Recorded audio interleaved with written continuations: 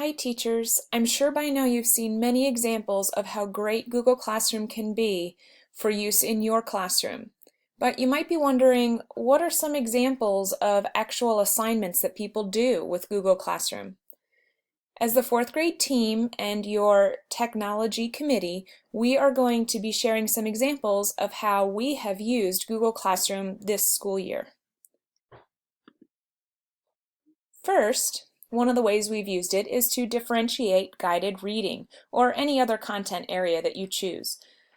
For our guided reading classrooms, we have 5 different guided reading groups based on our class sizes, and they are low level, which is our red group, our on level, which is our orange and green groups, and our above guided reading level, which is blue and purple.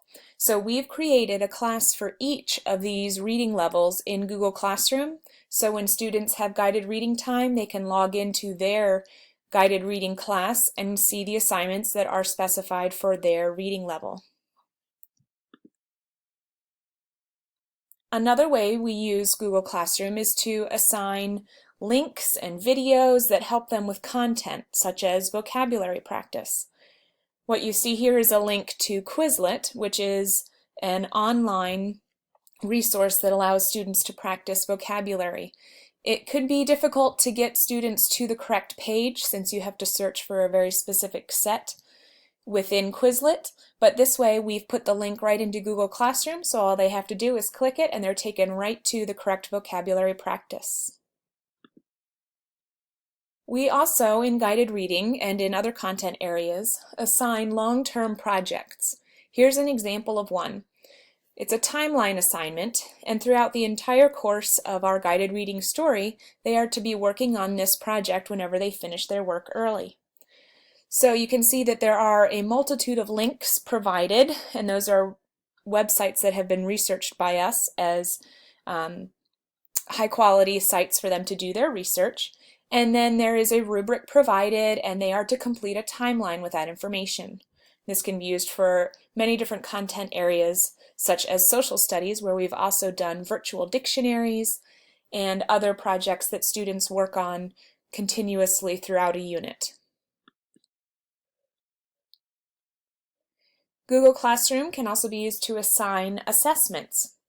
We use quizzes to assess stories and other content areas besides reading that are multiple choice. Google Forms can also be used, and that's nice because it links right into your Google Drive, which you can access very easily, and it organizes the information. So that's another great way to assign assessments. Once you've collected student work, you can easily grade them and return the assignments so that students can see your comments, your grades, and any feedback you provide. And it's all organized in one central place, no shuffling of papers.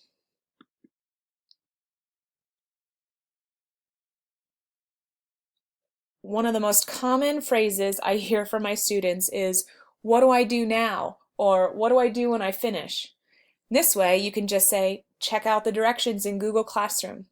This was a lifesaver for me, and I know the other fourth grade teachers really appreciated it as well. So here you can state the assignment directions, and they're right there in Google Classroom for students to refer back to.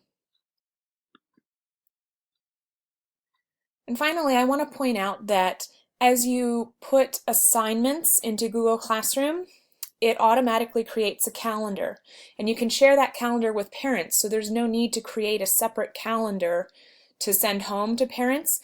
Google Classroom creates that for you. You just share the link, and parents can view what's coming up in class and what assignments need to be completed. We hope this was a helpful presentation for some of the ways that the fourth grade team has already put Google Classroom to good use.